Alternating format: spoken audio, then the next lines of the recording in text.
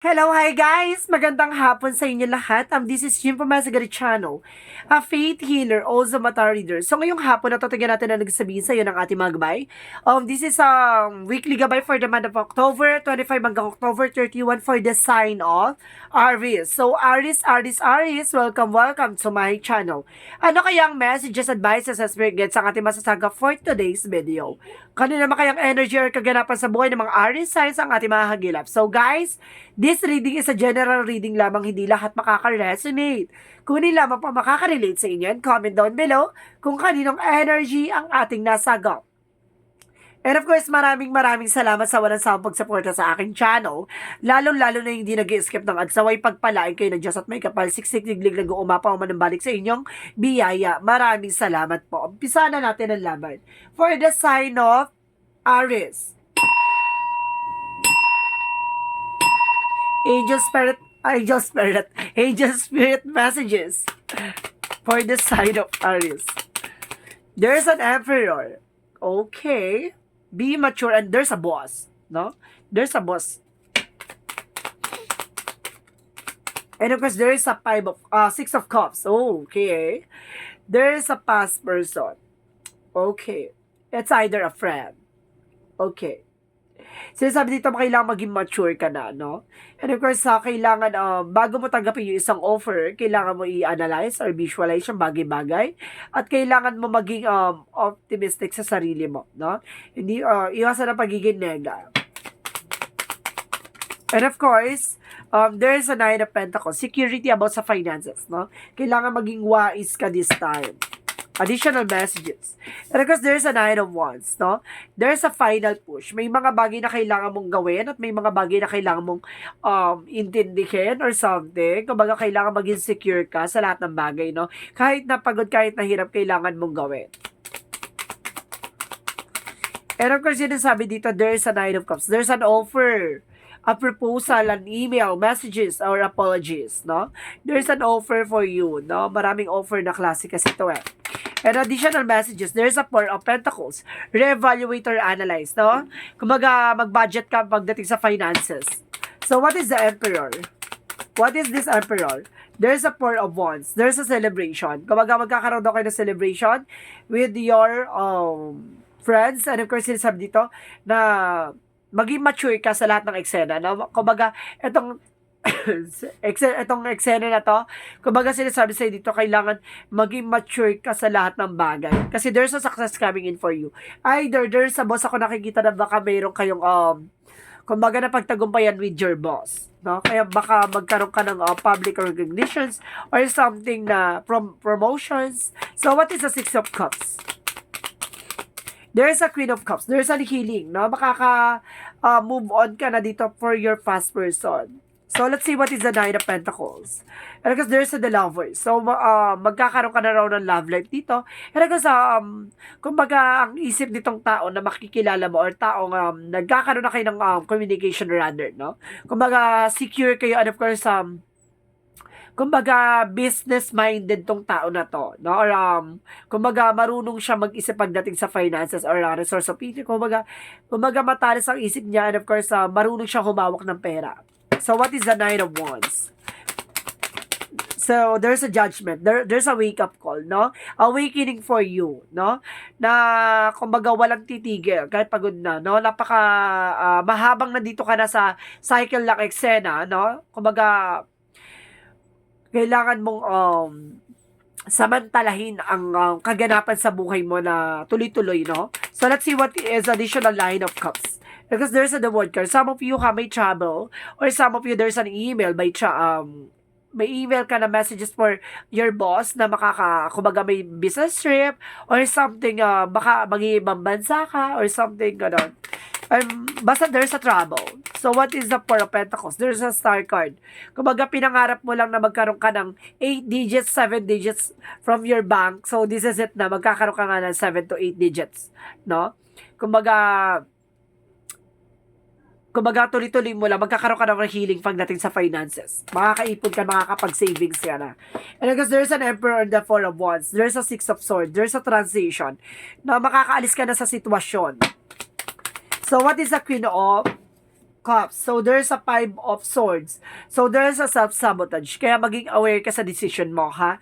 Kumbaga, may mga bagay na or sitwasyon na hindi na dapat binabalik-balikan, no? Kaya kasi nagkakaroon ka ng self-sabotage or para pinahamak mo yung sarili mo, no? So, what is the Lovers for the Queen, the King of Pentacles? There's a Hangman. Baguhin yung perspective, baguhin yung pananaw, baguhin yung mindset. O kung itong partner mo to, ibang-iba sa mga naging partner mo, that because iba ang mindset nito, iba yung takbo ng isip nito. So, what is the Nine of Wands? And of course, the Judgment. And of course, there's Six of Pentacles. Magtutuloy-tuloy na lang about sa finances talaga sa'yo. Parang this is the moment for awakening or wake-up call. So, what is the Nine of Cups? And of course, the World card. Parang nakawala ka na dito sa toxicities eh. Parang either nakawala ka na sa mga negativities. And of course, makakawala ka na rin daw sa mga utang, T. And of course, there's an High Priestess. There's an unexpected moment. Kumbaga lahat ng mga mangyayari sa'yo with the unexpected. Kumbaga sinasabi sa'yo dito, surrender mo kay God. The more na hindi mo iniintindi, basta magpatuloy ka sa ginagawa mo, nagtatrabaho ka, nagdenegosyo ka, sinasabi sa'yo dito, magpatuloy ka at surrender mo kay God, hindi mo man hinihiling yan, ibibigay na sa'yo. Diba? The more kasi nauhaw tayo sa gusto natin makuha, kumbaga, hindi sa atin binibigay yon. So, hayaan nating dumaloy, no? Hayaan nating ibigay sa atin at ipagkaloob sa atin. Huwag natin puwersahin makuha. So, what is the Queen of, the Four of Pentacles and the Star card? Because there's a Wheel of Fortune. I told you so, di ba? There's a destiny. Kumbaga talagang kung para sa'yo, no? Kumbaga there's a swerte din dito, no? The Star card, miracles, and of course a destiny coming in for you. So, let's see what is the outcome. Ang kabugha, kasi the Wheel of Fortune din sa Star card, talagang umano siya. Kumbaga, pinangarap mo to, so ibibigay na sa'yo. See, I told you so. So, ibig sabihin that there's a Five of Cups. Alisin mo yung regret, alisin mo yung doubt, no? Kumbaga, sinasabi dito na Magician, there's a manifestation. May mga bagay na ipagkakaloob sa'yo. May mga bagay na ibibigay sa'yo. There's a Page of Pentacles, a new fresh ideas. Baguhin mo yung pananaw, baguhin mo yung strategy, baguhin mo yung cycle ng eksena, no? Kumbaga, sinasabi sa'yo dito na kailangan mong bumuo ng mga panibagong kaisipan or knowledge or something doing a business or something na alam mo makakatulong sa in the near future, 'di ba? Kumbaga alisin mo na yung toxicities, no? Yung mga bagay na alam mong hindi mo naman kailangan, 'di ba? Huwag ka munang bumili ng mga ganon. Yung mga bagay na alam mong kailangan mo na, doon ka mag-invest, no? So let's see what is additional messages for Archangel Raphael. Archangel Raphael said, use your natural healing and abilities. So, ibig sabihin dito, gamitan mo daw ng natural healing and abilities. So, ibig sabihin spiritual, no? Or something herbal, no? Na makakatulong sa'yo for healing. So, what is Archangel Michael? Sense of humor. No, kumbaga tingnan mo yung both sides, no? Kailangan maging optimistic ka. At the same time, kailangan sa lahat ng pinagdadaanan mo, marunong ka pa rin ngumiti, no? At kumbaga, kahit mga problema ka, kumbaga, huwag mo ipakita, huwag mo ipalata sa kanila na namumroblema ka, no? And because there's an Archangel Michael to help you from this situation. No? Humingi ka ng gabay kay Archangel Michael para makaalis ka sa sitwasyon mo. At the same time, focus upon divine perfect health. So, ibig sabihin dito, mag-focus ka sa sarili mo. Baka nagkakaroon ka ng stress and of course, sa depression. So, baka may tendency na magka-problema ka sa health. So, sinasabi dito, pay attention to your moment na ginagawa, no? Kasi, tendency kapag hindi mo to pinansin tong nararamdaman mo, magkakaroon ka ng conflict dito. So, what is the Jesus loving quotes?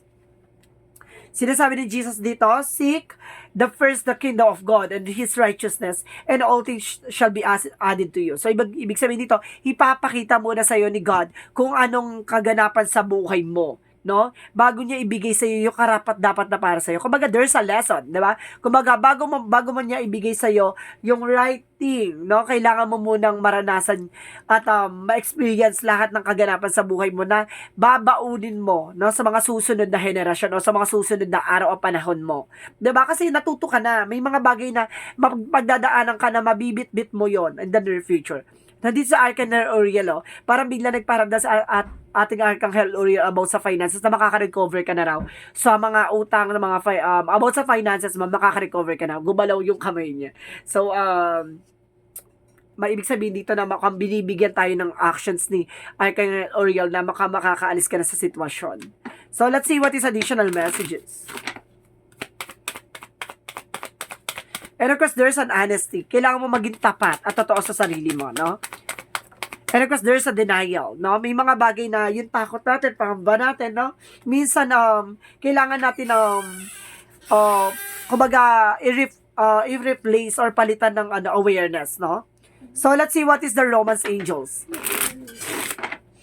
What is the Romance Angels? Romance Angels is true love. So, ibig sabihin dito may true love.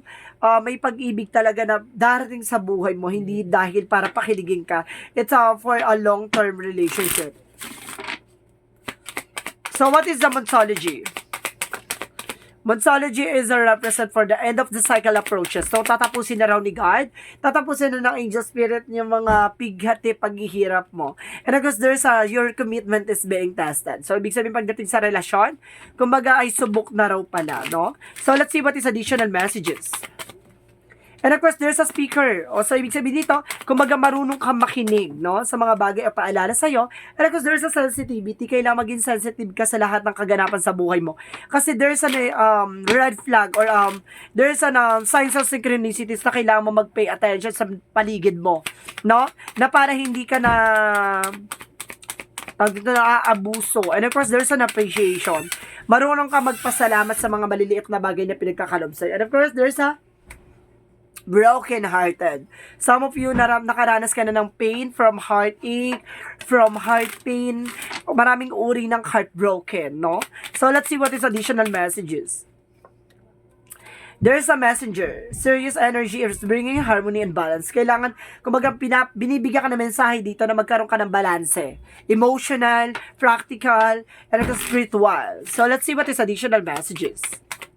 And of course, guys, there's a relationship. So, ibig sabihin talaga may relasyon talaga dito na sinasabi sa'yo dito. When the time has come, ibibigay sa'yo ni God kung sino para sa'yo. Tandaan mo yan. So, what is a chakra? Chakra is, guess, no? Maraming bida-bida, maraming kontrabida, maraming bisita, maraming ganap, ganon. So, let's see. There is a prayer. So, ibig sabihin dito, ipagdasal mo, no? Magdasal ka kasi there's a star card, there's a wish fulfillment. Lahat ng pinagdadasal mo ay maaaring may isa katuparan. At the same time, there's a service. Some of you there's a public servant or nagsiservisyo ka sa ibang tao, no? Kumbaga, there's a services na ginagawa mo. So, let's see what is a yin and yang oracle card. What is a yin and yang oracle card? And of course, sinasabi dito, there's the moon. The shadow side. The moon is, kumbaga, the truth reveal, no? Kumbaga, maraming revelasyon, marami kang malalaman.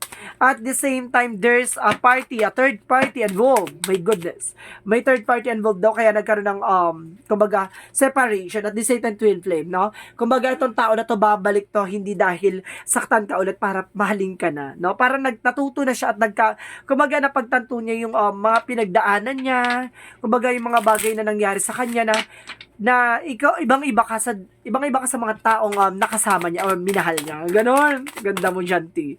And because there's a 5, I am adaptable. So, sinasabi dito, flexibility is your forte. When in life throws you and curveball, you can easily adapt to new circumstances and find excitement in the unexpected change. Be brave and bold in your endeavor. Ibig sabihin dito, dapat marunong kang, kumbaga, makisama or something na, kumbaga, maging flexible ka sa lahat ng bagay, no? Kumbaga, dapat kahit saan ka ilagay, kung saan ka dapat, kumbaga, marunong kang makibagay or makisama sa mga kaganapan sa buhay mo, no? At kasi, you are also adaptable. Para sinasabi dito na, kahit saan ka naman ibala, di ba? Kayang-kaya mo makipagsabayan. So, let's see what is additional messages. Messages of life. Appreciation. So, let's see. I'm grateful for the abundance in my life as I direct my thoughts towards all that are wonderful in my world. My troubles and worries lighten. With a full heart, I appreciate all that I have today. I accept that what it is, at it is, and choose to be satisfied. I express my loving things to the universe from the wealth and that is mine. So, ibig sabihin dito, kung mag-aalam mo yung kasaganahan na ipagkakalob sa'yo ni God ay para sa'yo, no? O hindi para sa kanila, kung para sa'yo. Kasi maraming experiences, maraming kaganapan sa buhay mo.